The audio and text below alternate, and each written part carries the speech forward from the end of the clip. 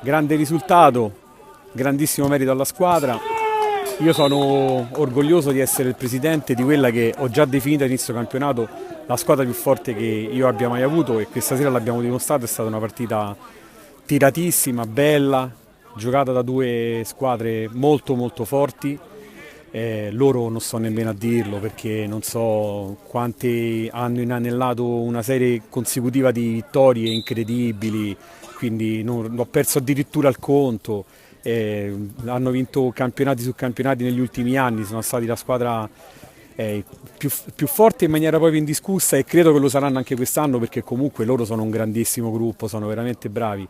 Noi questa sera ce l'abbiamo messa tutta, siamo entrati dentro con la testa giusta. Io li ho visti concentrati già da prima, dall'inizio della partita, da prima dell'inizio della partita, che eravamo qui fuori e parlavamo.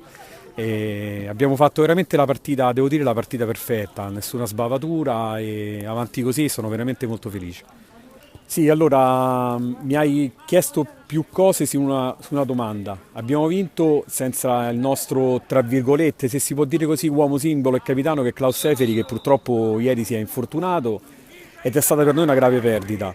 Io sapevo che era difficile sopperire la sua assenza, però l'abbiamo fatta, devo dire, dignitosamente, benissimo, non dignitosamente, visto il risultato, perché questo è un gruppo davvero, ma davvero forte.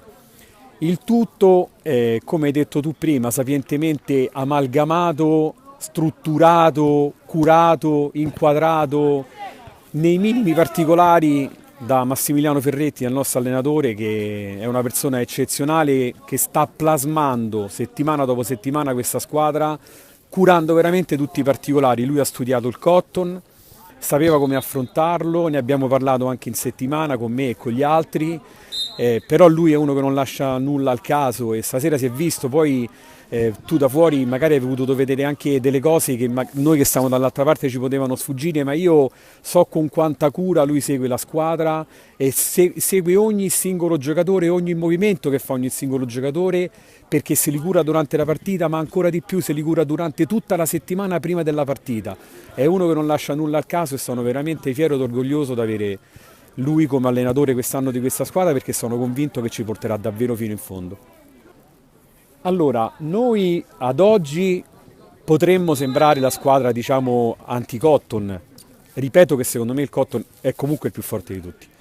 Detto questo, ad oggi con la classifica, avendo noi disputato una partita in più, è chiaro che potremmo sembrare veramente l'anti-Cotton, ma secondo me ci sono delle squadre veramente forti in questo campionato.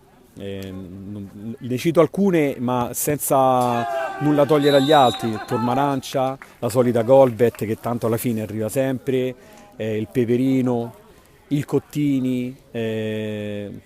Ripeto, non voglio far torto a nessuno, ma secondo me questo è un gran campionato. Certo, è chiaro che oggi tutti parleranno di noi, perché abbiamo interrotto questa serie infinita di vittorie del Cotton, venendo peraltro nel loro campo a vincere qui da loro. E non lo so, i conti si fanno alla fine, sai, è un po' complicata, però noi insomma ci siamo qui, siamo presenti, adesso si renderanno conto che ci siamo.